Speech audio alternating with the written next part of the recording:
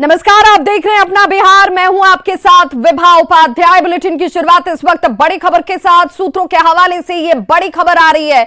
मुख्यमंत्री नीतीश कुमार ने शिक्षा मंत्री को बुलाया है। प्रोफेसर चंद्रशेखर को अपने आवास पर मुख्यमंत्री नीतीश कुमार ने तलब किया है। सीएम ने अपने आवास पर शिक्षा मंत्री को बुलाया है और बीजेपी की प्रेस कॉन्फ्रेंस पर संज्ञान लिया गया है। मुख्यमंत्री नीतीश कुमार की तरफ से बीजेपी ने सरकार को अल्टीमेटम देते हुए 16 दिसंबर की तारीख बता दी और 16 दिसंबर तक अगर बीटेट और सीटेट पास अभ्यर्थियों को लेकर कोई फैसला नहीं लिया गया तो उसके बाद सदन की कार्यवाही को चलने नहीं दिया जाएगा। इस अल्टीमेटम को लेकर मुख्यमंत्री की तरफ से शिक्षा मंत्री को अपने आवास पर बुलाया गया। शिक्षा मंत्री से मुख्यमंत्री बातचीत करते नजर आएंगे। शिक्षक बहाली के मुद्दे पर यह बातचीत संभव मानी जा रही है और संवाददाता रजनीश हमारे साथ इस वक्त ज्यादा जानकारी के साथ वो लाइन पर जुड़ चुके हैं। रजनीश, सीधे तौर पर यह माना जाए कि बीजेपी जो अल्टीमेटम दे रही है या बीटेट या सीटेट पास अभ्यर्थियों के लिए जो राजनीति इस वक्त बीजेपी कर रही है, सरकार ने उससे लेकर गंभीरता दिखाई है? बिल्कुल, देखिए जिस तरह से बीजेपी के प्रदेश अध्यक्ष संजय जायसवाल ने आज संवाद किया था, प्रदेश अध्यक्ष संजय जायसवाल ने आज संवाद किया था जो सीटेट और बीटेट अभ्यर्थी है उनके साथ, और साफ तौर से चेतावनी भी दी है कि 13 दिसंबर तक अगर जो भी सीटेट बीटेट अभ्यर्थी हैं उनकी जो मांगे हैं उन पर विचार नहीं किया जाता है, बहाली को लेकर कुछ क्लियर नहीं होता है, हम आंदोलन करेंगे और उसके साथ साथ जो सदन है उसको हम नहीं चलने देंगे। जिसके बाद सीएम नीतीश कुमार ने शिक्षा मंत्री चंद्रशेखर को तलब किया है और हम इस बात की तस्दीक इसलिए कर रहे हैं क्योंकि शिक्षा मंत्री अभी चंद्रशेखर जो है सीएम आवास गए हैं और सीएम आवास के अंदर में तत्कालीन शिक्षा मंत्री विजय कुमार चौधरी जो वर्तमान में वित्त मंत्री हैं वो भी गए हैं और पूरे मुद्दे पर सीएम खुद जो है बातचीत करेंगे, क्योंकि संजय जायसवाल ने वो पूरा आंकड़ा दिखाया है कि 2020 में जिस मुद्दे पर एनडीए की सरकार ने चुनाव लड़ी थी और उसके बाद क्या शर्त रखे गए थे कि कितनी बहालियां होगी, यानी उस आंकड़े के आधार पर संजय जायसवाल ने आज संवाद किया था और आरोप लगाए थे कि डिप्टी सीएम तेजस्वी यादव जो वादा किए थे वो वादा कैसे भूल गए। और शिक्षा मंत्री चंद्रशेखर जो तत्कालीन विधायक थे और राजद के उस वक्त विधायक हुआ करते थे, उन्होंने पूर्व शिक्षा मंत्री जो एनडीए के शिक्षा मंत्री होते थे विजय कुमार चौधरी, उनसे सदन में सवाल किया था। उन तमाम चीजों को आज संजय जायसवाल ने आज जिक्र करते हुए ये कहा है कि 13 दिसंबर तक हम मोहलत दे रहे हैं राज्य सरकार को, अगर सीटेट बीटेट अभ्यर्थियों की मांगे पूरी नहीं होती है, बहाली नहीं होती है तो हम सदन नहीं चलने देंगे। विभा उसका साफ असर देखने को मिल रहा है। सीएम ने खुद संज्ञान लिया है और अभी कितनी देर बैठक चलेगी ये कहना मुश्किल है, लेकिन बता दें आपको जिस डिपार्टमेंट पर आरोप लगा है कि बहाली नहीं कर रहा है उसी डिपार्टमेंट के मुखिया यानी शिक्षा मंत्री चंद्रशेखर और उसके साथ साथ पूर्व शिक्षा मंत्री विजय कुमार चौधरी के साथ सीएम बैठक करेंगे और सीएम आवास के बाहर हलचल तेज है। कुछ ही देर पहले अभी शिक्षा मंत्री गए थे और उसके बाद सीएम खुद बैठक करेंगे। हालांकि बैठक पहले से तय नहीं थी, ये भी जानकारी ली है हमने। सीटेट और बीटेट अभ्यर्थी जो लगातार अपनी मांगों को करते आ रहे हैं, उन मांगों के साथ अगर विपक्ष खड़ा हो रहा है तो ये सरकार के लिए परेशानी खड़ी कर सकता है और इसीलिए इस पर गंभीरता दिखाई जा रही है। और अगर ये गंभीरता दिख रही है तो छात्रों के हित में है, इन अभ्यर्थियों के हित में है।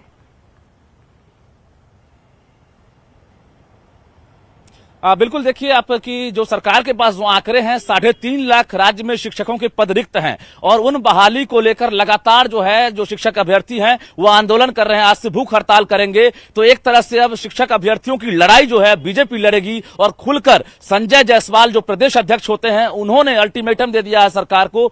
निश्चित रूप से शिक्षक अभ्यर्थियों को बल मिला है बीजेपी का और बीजेपी अब खुलकर समर्थन करेगी और उसके साथ साथ जो सदन चलेगी उन सदनों में अब कहीं ना कहीं हंगामा का आसार है और मुद्दा जो है सबसे बड़ा शिक्षक बहाली का मुद्दा होगा। विभा, बिल्कुल, बहुत बहुत शुक्रिया रजनीश इस तमाम जानकारी के लिए। तो शिक्षा मंत्री चंद्रशेखर इस वक्त सीएम आवास पर मौजूद हैं और उनके साथ पूर्व शिक्षा मंत्री जो एनडीए में शिक्षा मंत्री की भूमिका निभा रहे थे विजय चौधरी, उनकी भी मौजूदगी इस वक्त मुख्यमंत्री आवास पर है।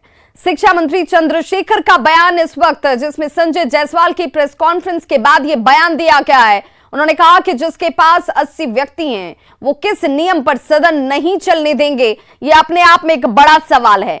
नियम संजय जायसवाल ही बताएं आखिर ये कैसे संभव है और ये भी बताएं कि बहाली पर सवाल अगर उठा रहे हैं तो खुद 16 करोड़ की बहाली का जो वादा किया गया था वो वादे कहां रह गए।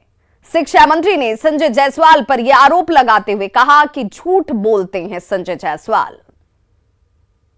हमारे साथ शिक्षा मंत्री चंद्रशेखर हैं। सर, क्या लग रहा है अभी जिस तरह से संजय जायसवाल ने अभी पीसी की है, संवाद किया और कहा संजय जायसवाल के पीसी को हम देखे नहीं है, इसलिए कोई टिप्पणी करना उचित नहीं है। जब देखेंगे हम सदन नहीं चलने देंगे, जब देखेंगे तो पता करेंगे। उनको सदन नहीं चलने देना है।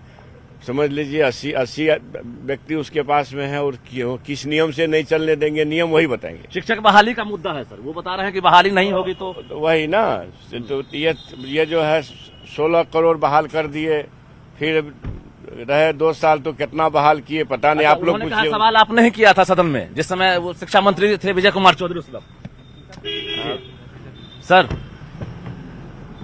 सदन में कहा है उन्होंने कि सवाल आपने ही किया था कि शिक्षक बहाली क्यों नहीं हो रही। अरे नहीं भैया, वो झूठ बोल रहे हैं। सर, हम सामने तो हमारे साथ देख सकते हैं अभी शिक्षा मंत्री चंद्रशेखर थे जो अभी सीएम आवास जा रहे हैं। पता चला है कि मुख्यमंत्री ने अभी सीधा बुलाया है चंद्रशेखर जी को। अब किस लिए बातचीत होगी, क्या बैठक होगी, ये फिलहाल उन्होंने नहीं बताया है। लेकिन संजय जायसवाल ने जिस तरह से अभी संवाद किया है शिक्षक अभ्यर्थियों के साथ, उसमें उन्होंने खुलकर ये कहा है कि हम 13 दिसंबर तक सरकार को मोहलत दे रहे हैं। अगर शिक्षक बहाली नहीं हो पाती है और समाधान नहीं निकलता है तो हम सदन नहीं चलने देंगे। लेकिन इस बाबत शिक्षा मंत्री ने जो कहा है कि संजय जायसवाल हम पर अगर कह रहे हैं, आरोप लगा रहे हैं, तो वो सरासर झूठ बोल रहे हैं। कैमरामैन सुबोध के साथ रजनीश कुमार, न्यूज़ 18 पटना। तो वहीं मुख्यमंत्री नीतीश कुमार ने बीजेपी प्रदेश अध्यक्ष संजय जायसवाल के अल्टीमेटम के बाद शिक्षा मंत्री को तलब किया है, उन्हें अपने आवास पर बुलाया, जिसमें उन्होंने कहा कि अगर 13 दिसंबर तक सरकार नौकरी के वादे को पूरा नहीं करती है तो वो सदन नहीं चलने देंगे।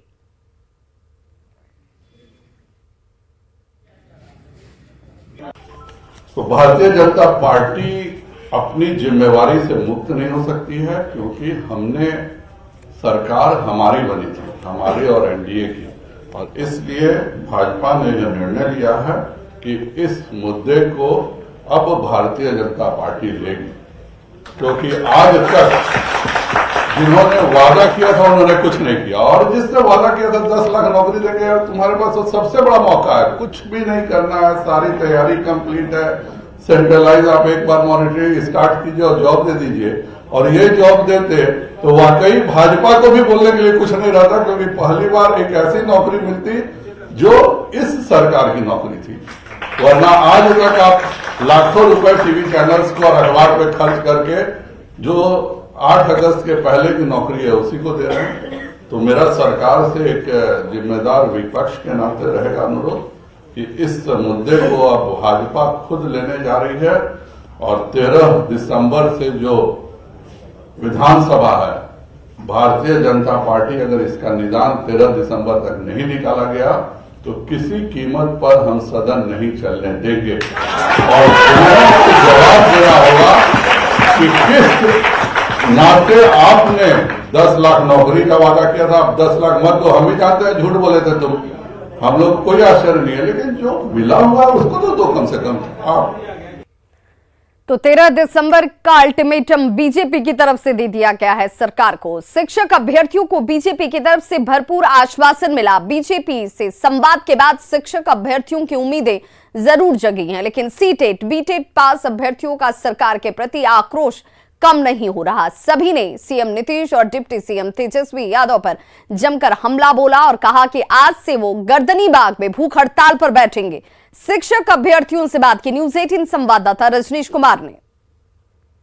बिहार के शिक्षक अभ्यर्थियों के साथ अभी बीजेपी प्रदेश अध्यक्ष संजय जायसवाल ने संवाद किया है, और संवाद के दौरान उन्होंने खुलकर समर्थन किया है कि शिक्षक अभ्यर्थियों का जो मुद्दा है उसके साथ बीजेपी है। यानी उन्होंने जो महागठबंधन की सरकार है उसे साफ तौर से चेतावनी दी है कि 13 दिसंबर तक अगर सीटेट बीटेट की बहाली नहीं होती है, विज्ञापन जारी नहीं होता है, तो हम सदन नहीं चलने देंगे। तो हमारे साथ तमाम जो शिक्षक अभ्यर्थी हैं उनसे बात कर लेते हैं कि अभी संवाद से क्या समाधान निकला, बताइए। सर अभी तो संवाद से हम लोगों को ऐसा उम्मीद तो है, क्योंकि बीजेपी अभी अपोजिशन में है और हम लोग एक डेमोक्रेसी वाले कंट्री में रह रहे हैं, कोई तानाशाह वाले कंट्री में तो है नहीं। तो हम लोग एज एन अपोजिशन उनके पास आए थे अपने मुद्दे को बताने के लिए, और इनके द्वारा आश्वासन भी दिया गया है कि हम आपकी बातों को रूलिंग पार्टी के सामने बहुत ही प्रमुखता से रखेंगे। चूँकि मैं बिहार के अभ्यर्थियों से भी एक आह्वान करना चाहती हूँ कि आप युवा हैं तो तानाशाही के खिलाफ बंदूक और हथियार तो बाद में उठाना, पहले आवाज उठाना सीख लो।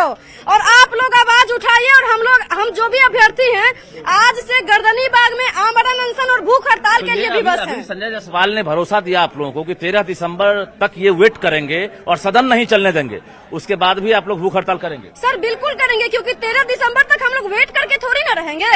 आखिर अभी जो सरकार अभी जो हम लोग को कहते हैं कि हम युवाओं की सरकार हैं, तो वो थोड़ा आ करके देख ले। 4-5 मंथ हो गया है और 6 कलम चल चुका है। क्या नाम हुआ आपका? अनामिका सिंह। जरा देख लीजिए, जो दिव्यांग अभ्यर्थी हैं वो भी इस तरह से ठंड में जो है दूर से बीजेपी कार्यालय पहुंचे हैं, हाथ में पोस्टर है, युवा बिहार कब तक रहेगा बेरोजगार। तो इसी तरह से महिला अभ्यर्थी भी हैं।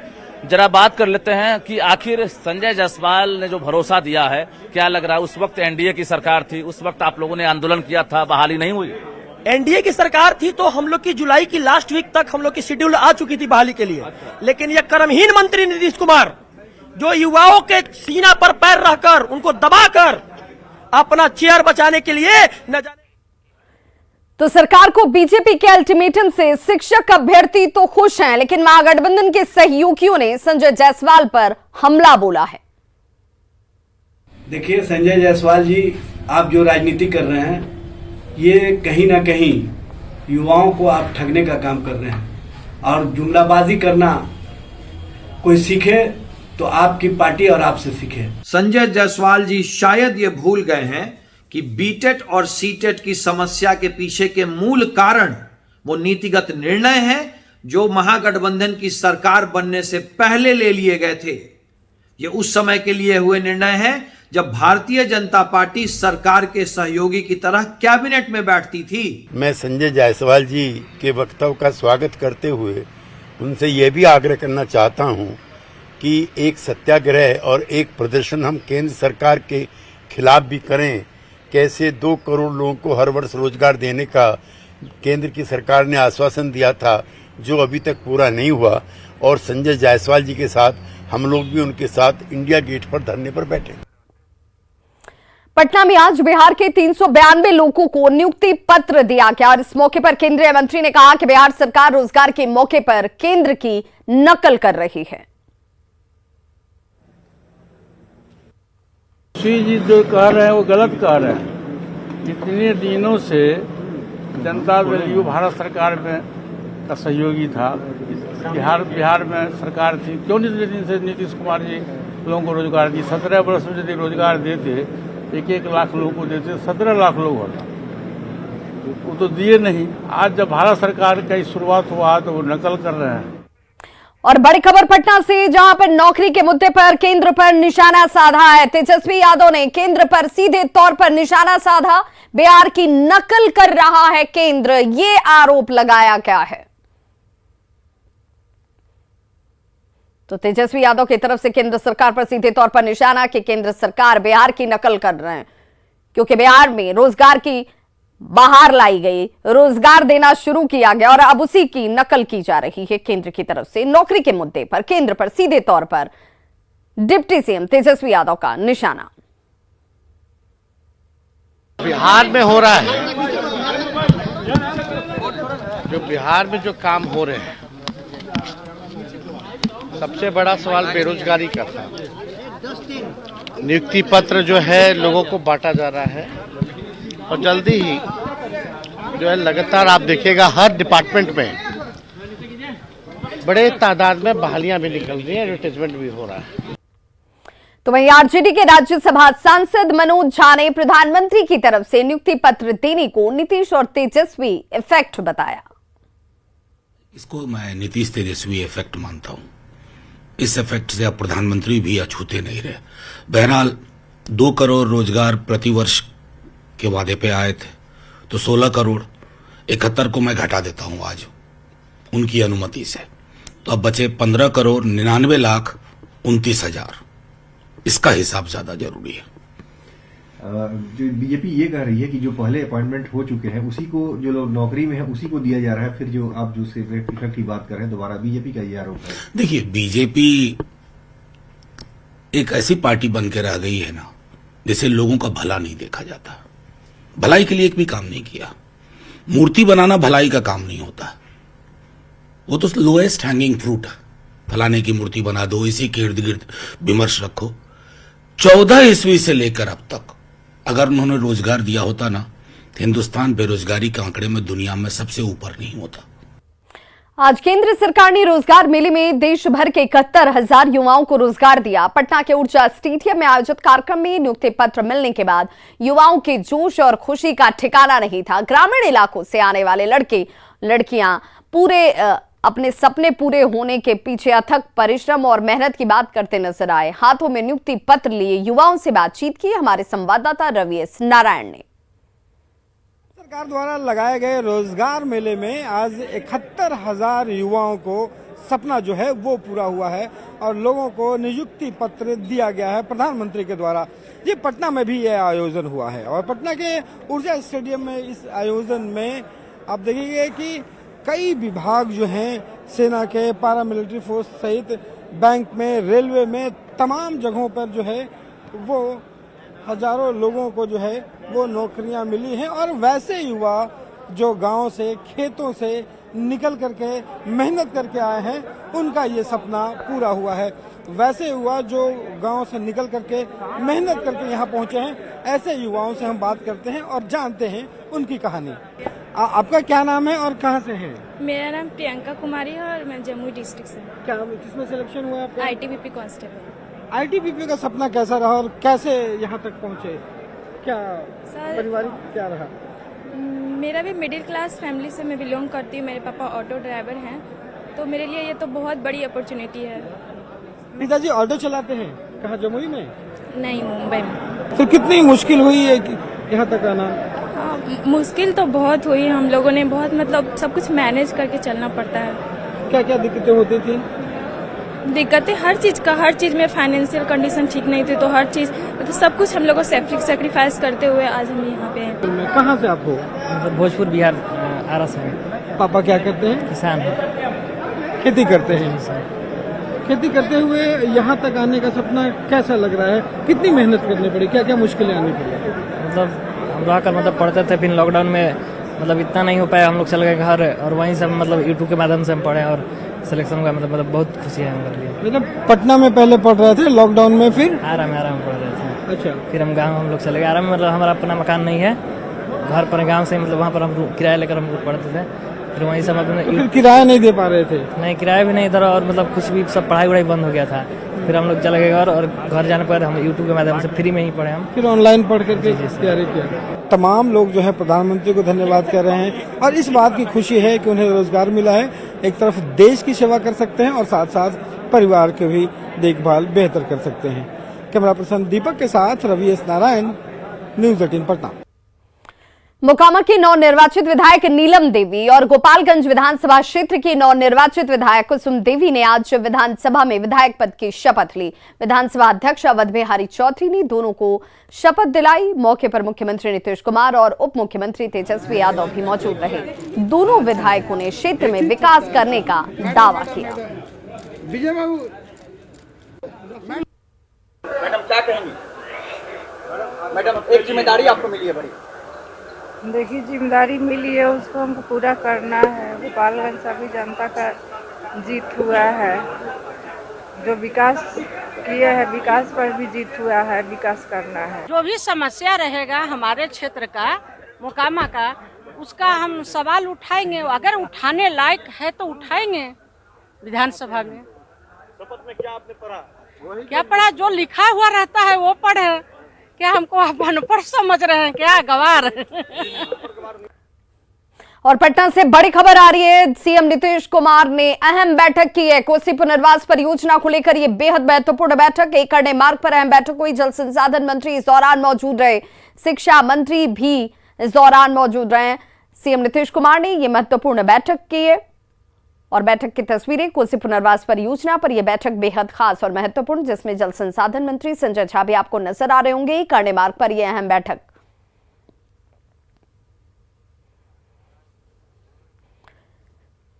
कुर्नी उपचुनाव को लेकर सियासत इस वक्त बेहद तेज है। अब जन अधिकार पार्टी के प्रमुख पप्पू यादव भी कुर्नी के मैदान में उतर चुके हैं। उन्होंने महागठबंधन प्रत्याशी मनोज कुशवाहा से मुलाकात की और उन्हें अपना समर्थन दिया। इस दौरान उन्होंने बीजेपी पर कई गंभीर आरोप लगाए। जो लोग कंप्लीट रूप से इमोशनल ब्लैकमेलिंग जाति के नाम पर करता हो और उसके पीछे स्वार्थ सिर्फ पैसा और ब्लैकमेलिंग, और बीजेपी जैसी पाखंडी, झूठ, दुष्टई, फरेबी करने वाला जो विचार है उसका दुनिया में मिटिया मीट कुढ़नी की धरती। जमुई के लक्ष्मीपुर थाना इलाके के कैनुहट मोड़ के पास अंडे के कार्टन से लदी एक पिकअप वैन बेकाबू होकर दुर्घटनाग्रस्त हो गई। तस्वीर इस वक्त आपके टीवी स्क्रीन पर देखिए। जैसे ही ये पिकअप वैन दुर्घटनाग्रस्त होती है, उसके बाद ग्रामीणों के बीच अंडा लूटने की होड़ मच गई।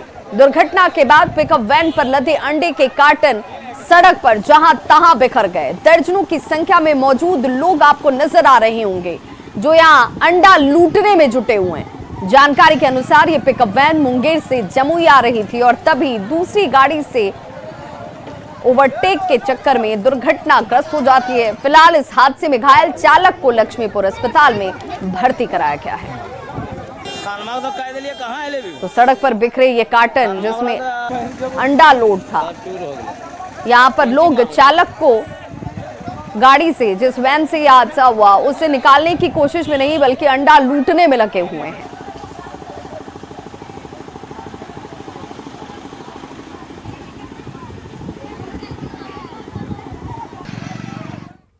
तो खबरों का सिलसिला लगातार जारी है। आप देखते रहिए न्यूज़ 18 बिहार झारखंड। यहां खबरों का सिलसिला कभी नहीं थमता।